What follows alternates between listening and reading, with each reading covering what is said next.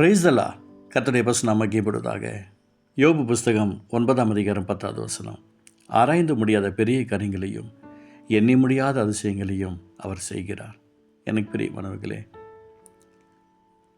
ஏசப்பா தான் நமக்கு எல்லாமே என்று யார் முழுமையாக அவரை நோக்கி பார்க்கிறார்களோ நிச்சயமாக அவங்களுக்கு கர்த்தர் பெரிய காரியங்களை செய்வார். பல நேரங்களில் யாரையோ ஒருவரை நாம் சார்ந்து வாழ்கிற சூழல் வந்துடுது. அவங்களால முடிந்தவருக்கு நமக்கு சப்போர்ட் பண்ணுவாங்க. திடீர்னு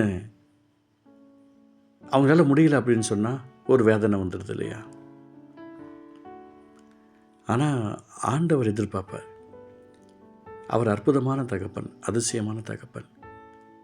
என் பிள்ளை என்னை நோக்கி கேட்குறது, என் பிள்ளை எனக்காக மன்றாடுது, நான் அற்புதம் செய்வேன், நான் அதிசயம் செய்வேன்ற என் பிள்ளை என்னை நோக்கி கேட்கறதுனால நான் உங்களுக்கு உதவி செய்யாமல் இருப்பேனோ, அற்புதம் செய்யாமல் இருப்பேனோ, அதிசயம் செய்யாமல் இருப்பேனோ என்று சொல்லி ஆண்டவர் ஆராய்ந்து முடியாத பெரிய காரியங்களையும் எண்ணி முடியாத அதிசயங்களையும் அவர் செய்கிறார்.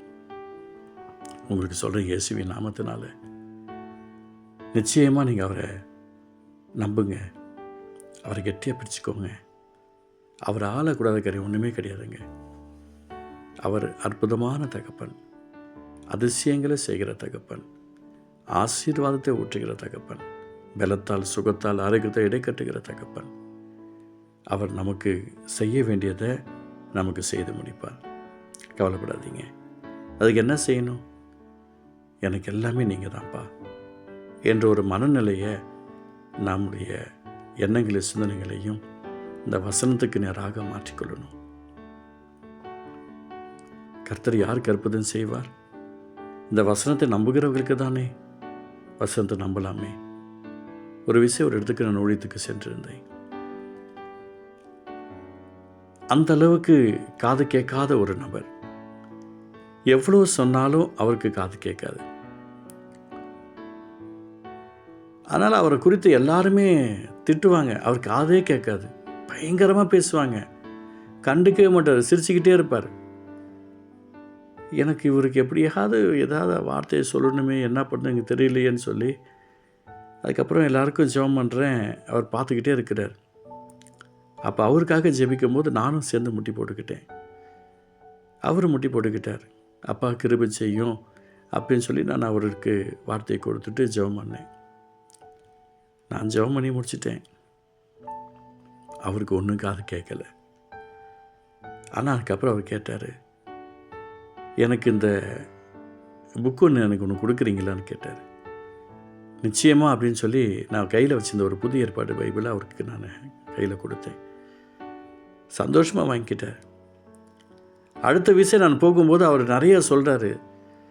நான் ஏசப்பட்ட ஜெபம் பண்ணேன், ஏசப்பா எனக்கு அற்புதம் செஞ்சார், ஏசப்பா எனக்கு அதிசயம் செஞ்சார். அவர் பாட்டில் சொல்ல ஆரம்பித்தார். நான் பேச பேச அவரும் பேச ஆரம்பித்தார். நான் கேட்கறதுக்கெல்லாம் ஆன்சர் பண்ணிட்டு இருந்தார். கூட இருந்தவங்களுக்கெல்லாம் பெரிய, அதுக்கு அடுத்த விஷயம் நான் போகிறேன், கூட இருந்தவங்களுக்கெல்லாம் பெரிய ஷாக்கு. காது கேட்காத மனுஷனாச்சே. எனக்கு பிரியமானவர்களே, இந்த வசனத்தை நம்ம வாசிக்க ஆரம்பித்தாலே பல பிரச்சனைகள் காணாமல் போயிடும். அதனால் இந்த வேதத்தை நேசிங்க, இந்த வசனத்தை கை கொள்ளுங்க. ஏசப்பா நேசிக்கிறதுக்கு இந்த வசனம் ரொம்ப அவசியம். அதெல்லாம் உங்களுக்கு நான் சொல்கிறேன். நீங்கள் யாராக இருந்தாலும் சரி, எங்கே இருந்தாலும் சரி, ஏசப்போடைய வசனத்தை நேசிக்க ஆரம்பிச்சிட்டிங்கன்னா அவர் ஆராய்ந்து முடியாத பெரிய காரியங்களையும் எண்ணி முடியாத அதிசயங்களையும் அவர் நிச்சயமாய் நமக்கு செய்வார். நீங்கள் நல்லா இருக்கிறதுக்காக நான் சொல்கிறேன். நிச்சயம் நல்லா இருப்பீங்க. ஆண்டோடைய அன்புக்கிறவங்க தொட்டு பலப்படுத்தட்டும். அப்பா, நீங்கள் ஆசீர்வதிப்பு கை ஸ்தோத்திரப்பா. இயேசு நல்ல பிதாவே. ஆமென், ஆமென்.